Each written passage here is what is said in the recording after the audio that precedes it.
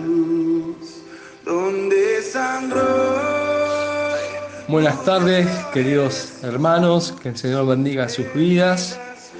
Estamos, por la gracia de Dios, nuevamente este día de oración, este jueves, aunque lo hacemos en forma virtual, pero podemos estar orando unos por otros y también compartiendo la palabra de Dios.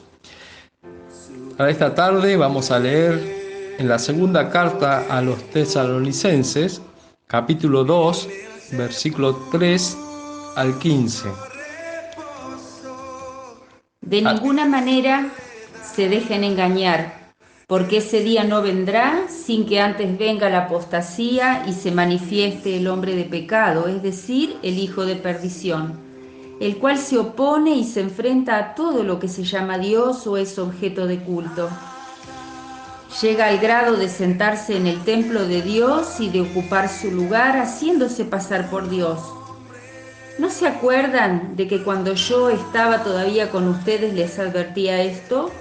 Y ahora ustedes saben bien qué es lo que lo detiene, a fin de que a su debido tiempo se manifieste, porque el misterio de la iniquidad ya está en acción, solo que en este momento hay quien lo detiene hasta que él a su vez sea quitado de en medio. Entonces se manifestará ese malvado a quien el Señor matará con el espíritu de su boca y destruirá con el resplandor de su venida. La llegada de ese malvado, que es obra de Satanás, vendrá acompañada de gran poder y de señales y prodigios engañosos, y con toda falsedad e iniquidad para los que se pierden, por no haber querido recibir el amor de la verdad para ser salvados. Por eso Dios les envía un poder engañoso para que crean en la mentira, a fin de que sean condenados todos los que, lejos de creer a la verdad, se deleitaron en la injusticia. Pero nosotros siempre debemos dar gracias a Dios por ustedes, hermanos amados, por el Señor, de que desde el principio Dios los haya escogido para salvación, mediante la santificación por el Espíritu y la fe en la verdad. A esto los llamó por medio de nuestro Evangelio, para que alcanzara la gloria de nuestro Señor Jesucristo. Por lo tanto, hermanos, manténganse firmes y retengan la doctrina que personalmente y por carta les hemos enseñado. Hablando de la segunda venida de Cristo, el apóstol Pablo dice a la iglesia de Tesalónica que no se dejen engañar con el rumor de que el Señor ya vino, ya que es falso, porque hay señales que han sido dadas por Dios y que antes se deben cumplir. El jueves pasado vimos la señal de la gran apostasía que se gestará dentro de la propia iglesia. En aquel tiempo futuro, el movimiento de la apostasía se unirá al mundo incrédulo contra la iglesia verdadera y tendrán a su líder, justamente al hombre de pecado, a quien el apóstol Juan llama en sus cartas, en primera de Juan y segunda de Juan, lo llama el anticristo. ¿Por qué se lo llama así? En el versículo 4, el apóstol Pablo dice que este hombre se opondrá a Dios y a todo lo que se llama Dios, el cual se opone y se enfrenta a todo lo que se llama Dios o es objeto de culto. Llega al grado de sentarse en el templo de Dios y de ocupar su lugar, haciéndose pasar por Dios. Es decir, el anticristo no solo se opondrá al Dios verdadero, sino también a todas las religiones y creencias del mundo, haciéndose pasar por Dios. Este hombre de pecado sabe perfectamente quién es el Dios verdadero y lo desafiará ocupando su lugar o tratando, y obviamente exigirá que todos los hombres lo adoren y sirvan. Será un tiempo terrible para toda la humanidad. En los versículos 5 y 6 vemos que los tesalonicenses sabían muy bien de lo que Pablo hablaba porque él mismo se los había advertido. ¿No se acuerdan de que cuando yo estaba todavía con ustedes les advertía de esto? Versículo 6. Y ahora ustedes saben bien qué es lo que lo detiene. También Pablo vemos que les enseñó acerca de este misterio de la maldad y que este misterio de la maldad ya está en acción, dice Pablo. Es la maldad que se ha opuesto desde el comienzo de la iglesia, se ha opuesto al Evangelio. El hombre de pecado también no podrá manifestarse todavía, porque al momento hay alguien o algo, dice Pablo, que lo detiene. En el versículo 6. Ahora ustedes saben bien qué es lo que lo detiene, a fin de que a su debido tiempo se manifieste. ¿Qué es lo que lo detiene? Pablo y sus hermanos en Tesalónica lo sabían muy bien qué era lo que detenía a la manifestación del anticristo. Pero para nosotros realmente no es tan claro. Humildemente debemos reconocer que es un enigma. Se han presentado, sí, posibles argumentos, como que es el Espíritu Santo el que detiene esta manifestación, o es la Iglesia de Cristo, o aún el sistema social y político con sus constituciones nacionales y sus leyes. Pero la Biblia no devela este misterio. Lo que sí sabemos es que todo está sujeto al poder de Dios y aún este misterio le está sujeto. Todo será según su voluntad. En el versículo 8, finalmente vemos que el anticristo se manifestará cuando Dios se lo permita.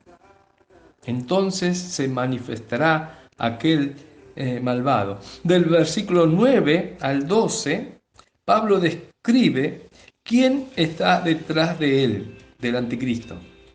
Satanás en persona. La llegada de este malvado, dice el versículo 9, es obra de Satanás. Vendrá acompañado de gran poder, de señales y de prodigios engañosos. Satanás en persona está detrás del anticristo. No es el anticristo, pero está apoyando y es su mentor, quien le dará poder para hacer milagros y grandes señales que engañarán a los que rechazaron a Cristo. Y esto porque Dios, dice Pablo, les envía un poder para que crean el engaño. Versículo 11. Por eso Dios les envía un poder engañoso para que crean a la mentira, a fin de que sean condenados todos los que, lejos de creer a la verdad, se deleitaron en la injusticia.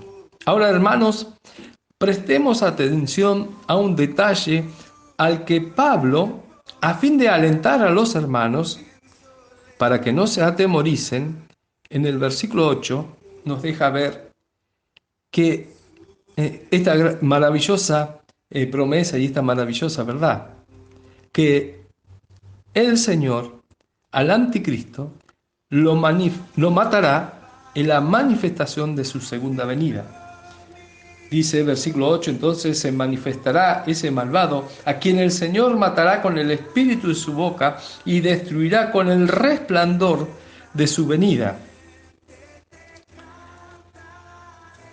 Será algo inmediato, instantáneo, la muerte y la destrucción del anticristo. No habrá lugar a un conflicto que se prolongue en el tiempo, como dice un comentarista, ¿sí? No habrá primero y segundo round, sino que será algo instantáneo. Aunque el futuro de los que se deleitan en la injusticia, de los que rechazan a Cristo, es oscuro, ya que, como hemos visto, Dios los condenará eternamente. Pablo les recuerda a los cristianos en el versículo 13, pero nosotros siempre debemos dar gracias a Dios por ustedes, hermanos amados por el Señor, de que desde el principio Dios los haya escogido para salvación mediante la santificación por el Espíritu y la fe en la verdad. Pablo les recuerda a los cristianos, primero, que somos amados por el Señor. Segundo, que hemos sido escogidos, elegidos desde el principio de la creación para salvación. Tercero, versículo 14, nos llamó por medio del Evangelio para que alcancemos la gloria de nuestro Señor Jesucristo. En vista de estas maravillosas riquezas espirituales que nos garantizan la salvación y el llegar a estar en la misma gloria de nuestro Señor Jesucristo, Pablo exhorta a los hermanos en el versículo 15 y obviamente también a nosotros. Primero, dice, por lo tanto, hermanos, manténganse firmes y retengan la doctrina que personalmente y por carta les hemos enseñado.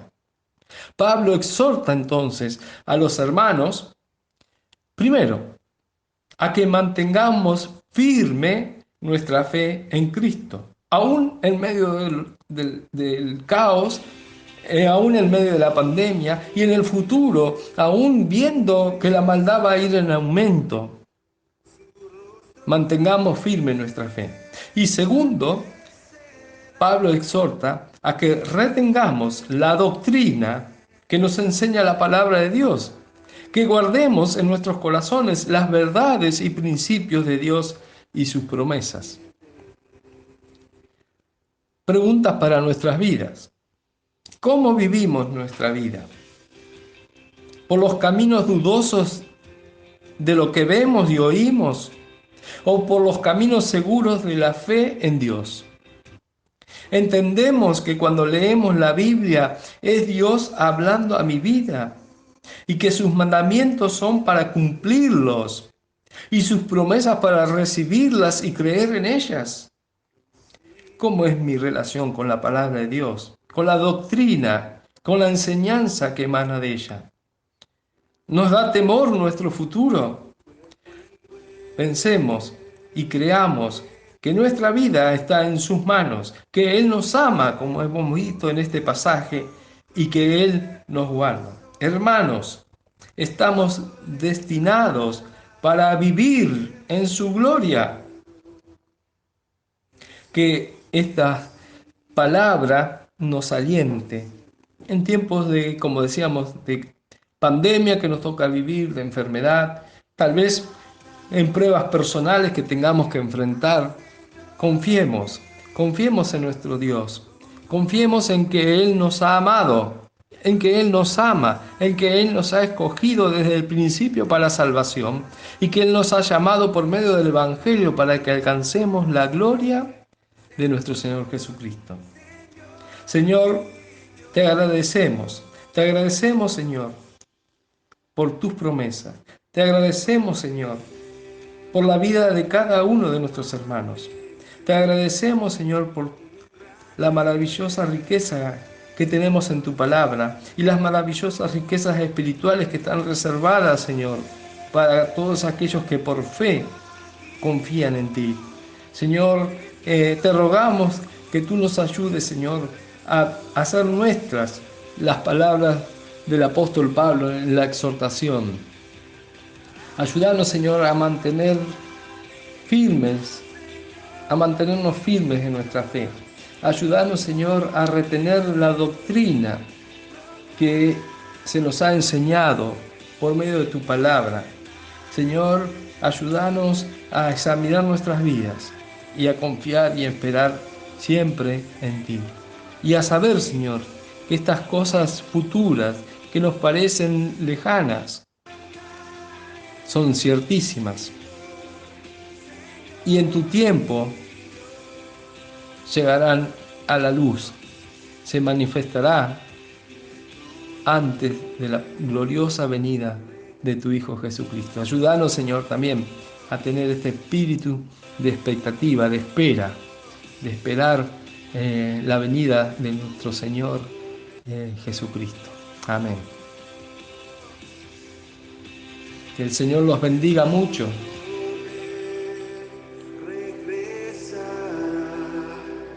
Su rostro resplandecerá, en su presencia estaré y cara a cara le